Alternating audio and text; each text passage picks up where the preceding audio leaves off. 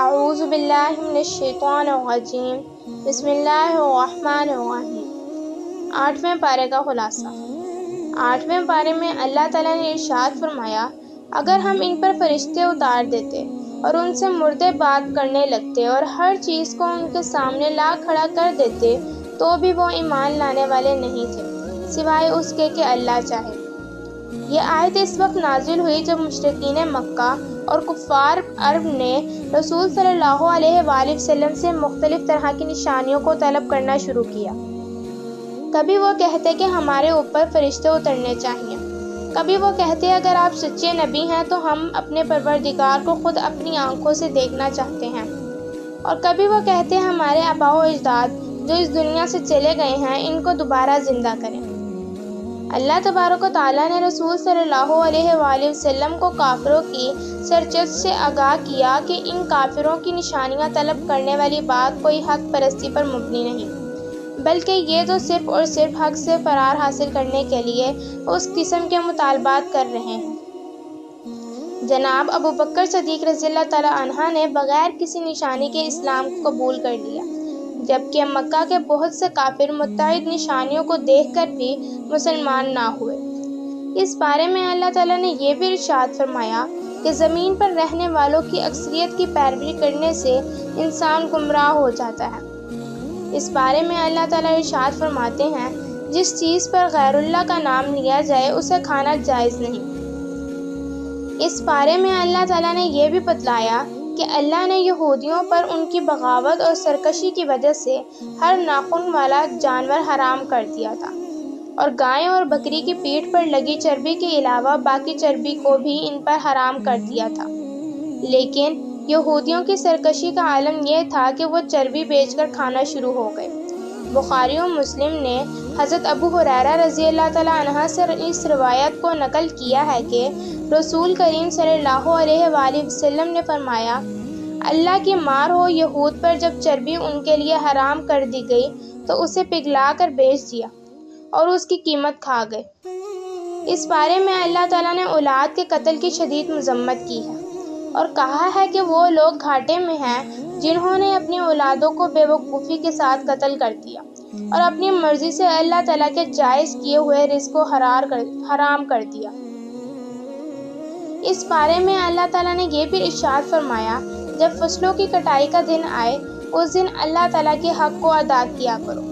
جب اللہ تعالیٰ ہر چیز عطا فرماتے ہیں تو اس کا حق بھی بر وقت ادا ہونا چاہیے۔ اس بارے میں اللہ تعالیٰ نے رزق کی ان 4 بڑی اقسام کا بھی ذکر کیا جو انسانوں پر حرام ہے۔ پہلا رزق جو انسانوں پر حرام ہے وہ مردار ہے۔ اسی طرح بہتا ہوا خون انسانوں پر حرام ہے۔ اسی طرح خنزیر کا گوشت بھی انسانوں پر حرام ہے، اور اسی طرح غیر اللہ کے نام کا ذبح بھی انسانوں پر حرام ہے۔ اس بارے میں اللہ تعالیٰ نے مشرکین کے اس غلط عذر کو بھی رد کر دیا کہ وہ اپنے اور اپنے آباء و اجداد کے بارے میں کہیں گے، اللہ تعالیٰ چاہتا ہے تو ہم اور ہمارے آباء و اجداد ہرگز شرک نہ کرتے۔ اللہ تعالیٰ فرماتے ہیں، یہ اور ان سے پہلے لوگ بھی اسی طرح جھوٹ تراشتے رہے۔ اللہ تعالیٰ مزید کہتے ہیں کہ اے نبی، آپ ان کو کہہ دیجئے کہ جو اللہ نے تحریر کیا ہے، کیا تم اس کو جانتے ہو؟ اگر جانتے ہو تو اس کو ہمارے سامنے پیش کرو۔ گویا کہ اللہ تعالیٰ یہ ارشاد فرما رہے ہیں کہ لوگ غلطی تو خود کرتے ہیں لیکن خواہ مخواہ اللہ تعالیٰ کی ذات کو مورد الزام ٹھہراتے ہیں۔ اس بارے میں اللہ تعالیٰ نے بعض کبیرہ گناہوں کا بھی ذکر کیا کہ اللہ تعالیٰ کی ذات کے ساتھ شرک نہیں کرنا چاہیے، والدین کے ساتھ حسن سلوک کرنا چاہیے، اپنی اولاد کو بھوک کے خوف سے قتل نہیں کرنا چاہیے، فحاشی چاہے چھپی ہوئی ہو چاہے اعلانیہ ہو اس کے قریب بھی نہیں جانا چاہیے، کسی کو ناحق قتل نہیں کرنا چاہیے، یتیم کے مال کو ناجائز طریقے سے استعمال نہیں کرنا چاہیے، ترازو کو صحیح طریقے سے پکڑنا چاہیے، جب بھی بات کی جائے عدل سے کرنی چاہیے، چاہے قریبی عزیز بھی اور اس کی زد میں آئے، اللہ تعالیٰ سے کیے گئے یا اس کے نام پر کیے گئے وعدوں کو پورا کرنا چاہیے، ان تمام نصیحتوں کا بنیادی مقصد انسانوں میں عقل اور تقویٰ کو پیدا کرنا ہے۔ اس بارے میں اللہ تعالیٰ نے ان لوگوں کی بھی بڑی شدت سے مذمت کی ہے جو اپنے دین میں تفرقہ پیدا کرتے ہیں اور گروہوں میں بٹ جاتے ہیں۔ ایسے لوگوں کا معاملہ اللہ کے ذمہ ہے اور اللہ تعالیٰ ان کو ان کے کیے سے آگاہ کرے گا۔ اس بارے میں اللہ تعالیٰ نے اپنی بے پایہ رحمت کا بھی ذکر کیا کہ جو ایک برائی کرے گا اس کو ایک کا ہی بدلہ ملے گا، لیکن جو ایک نیکی کرے گا اسے اس جیسی 10 نیکیاں ملیں گی اور انسانوں پر ظلم نہیں کیا جائے گا۔ اس بارے میں اللہ تعالیٰ نے اپنے حبیب صلی اللہ علیہ وآلہ وسلم کو حکم دیا کہ وہ اعلان فرمائیں کہ بے شک میری نمازیں، میری قربانیاں، میرا جینا اور میرا مرنا سبھی کچھ اللہ رب العالمین کے لیے ہے، اس کا کوئی شریک نہیں، اور مجھے اسی کا حکم دیا گیا ہے، اور میں سب سے پہلے اپنے آپ کو اللہ کے سپرد کرنے والا ہوں۔ اس کے بعد سورۃ الاعراف ہے، اور اس سورت کے آغاز میں اللہ تعالیٰ ارشاد فرماتے ہیں کہ ہمارے حبیب علیہ السلام جو قرآن آپ پر نازل کیا گیا ہے یہ اس کے لیے کیا گیا ہے کہ آپ اس کے ذریعے لوگوں کو اللہ کے عذاب سے ڈرائیں، اور اس میں مومنوں کے لیے نصیحت ہے۔ یہ وحی اس لیے نازل کی گئی ہے کہ آپ اس کی پیروی کریں۔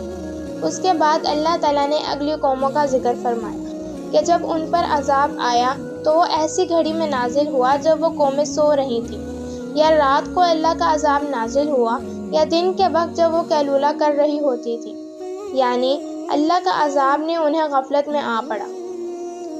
اس کے بعد اللہ تعالیٰ نے قیامت کے دن کے وزن کا ذکر کیا ہے کہ کل قیامت کو وزن حق اور انصاف کے ساتھ ہوگا، تو جس کا پلڑا بھاری ہوگا وہ کامیاب ہوگا، اور جس کا پلڑا ہلکا ہوگا وہ تو یہ لوگ ہوں گے جنہوں نے ہماری آیات کو رد کر کے اپنی ہی جانوں کا نقصان کیا۔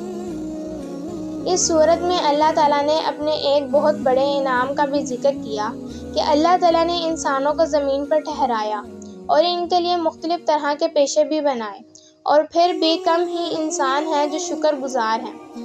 اس بارے میں اللہ تعالیٰ نے مسجدوں میں آنے کے آداب کا بھی ذکر کیا کہ مسجد میں آتے ہوئے انسانوں کو اپنی زینت کو اختیار کرنا چاہیے اور اچھا لباس پہن کر مسجد میں آنا چاہیے۔ اسی صورت میں اللہ تعالیٰ نے جہنم کے مناظر کا بھی ذکر کیا کہ اہل جنت جہنمیوں سے مخاطب ہو کر کہیں گے، ہم پا چکے ہیں جس کا وعدہ ہمارے رب نے کیا تھا، کیا تم کو بھی وہ کچھ مل گیا جس کا تمہارے رب نے تم سے وعدہ کیا تھا؟ تو وہ جواب میں کہیں گے ہاں۔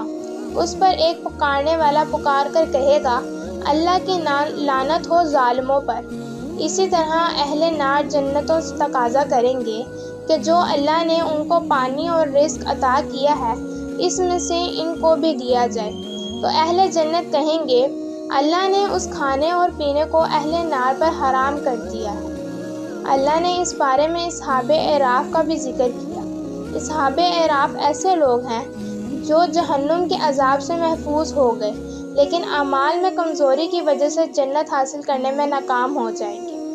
ایک مخصوص مدت گزارنے کے بعد اللہ تعالیٰ ان کو جنت میں داخل فرما دے گا۔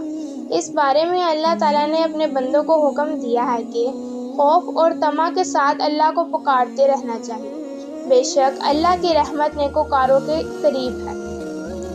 اس بارے کے آخری حصے میں اللہ تعالیٰ نے ان قوموں کا ذکر کیا ہے جو اپنی بدعمالوں کی وجہ سے تباہ و برباد ہوئے، اور ان کا تفصیلی ذکر سورۃ ہود میں ہوگا۔ اللہ سے دعا ہے کہ وہ ہمیں قرآن پڑھنے، سمجھنے اور اس پر عمل پیرا ہونے کی توفیق عطا فرمائے۔ آمین ثم آمین۔